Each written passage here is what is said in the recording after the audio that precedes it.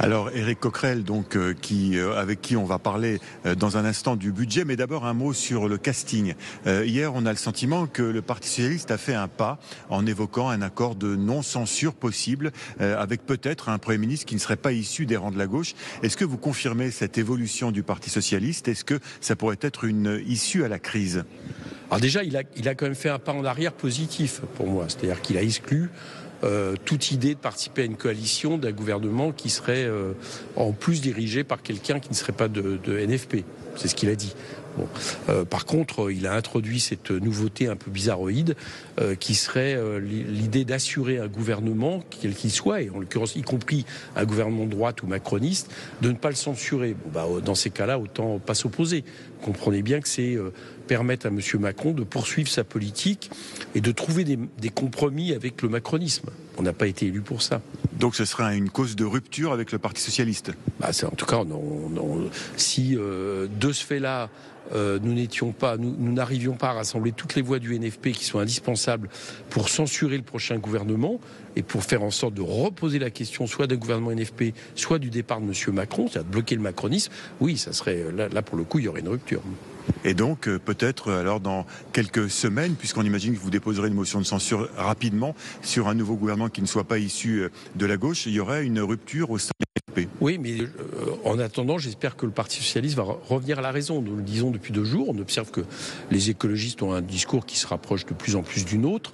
Et le Parti socialiste, je vous dis, maintenant, a exclu l'idée d'un gouvernement de coalition. Donc peut-être qu'ils vont aussi revenir sur cette idée qui chacun pourra le comprendre. On n'est pas. Comment voulez-vous, alors que M. Macron est minoritaire, que sa politique est minoritaire, qu'il a été battu aux législatives, il a été battu aux européennes, il a été battu avec la motion de censure, de lui permettre de continuer à appliquer sa politique en disant ne vous inquiétez pas, on vous censurera pas. Et en plus, le danger de tout ça, c'est que pour trouver une majorité pour faire ces lois, il y a fort à parier dans ces cas-là, l'exécutif irait chercher du côté du RN les compromis. Donc c'est la totale. Alors sur le budget, la loi spéciale, vous allez auditionner dans un instant les ministres du gouvernement démissionnaire, donc situation un peu compliquée. Cette loi spéciale, a priori, tout le monde la votera, ou en tout cas ne s'y opposera pas, donc ça devrait passer. Mais il y a cette question de l'indexation de l'impôt sur le revenu sur l'inflation, et ça, vous allez vouloir y introduire un amendement.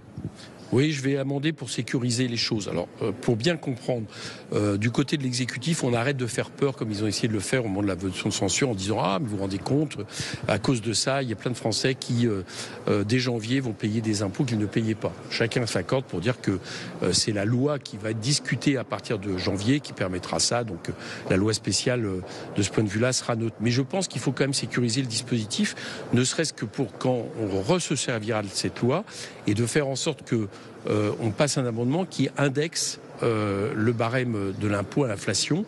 C'est mécaniquement fait pour la taxe foncière. Ça existe. C'est-à-dire que les taxes foncières, mécaniquement, c'est indexé à l'inflation. Il n'y a pas besoin d'un vote. Je trouve que pour l'impôt sur le revenu, ça doit être le cas également dans cette loi spéciale. Alors on verra, parce que le Conseil d'État a dit hier que ça n'était pas possible, mais on verra comment ce sera tranché. En tout cas, merci Éric Coquerel depuis l'Assemblée nationale.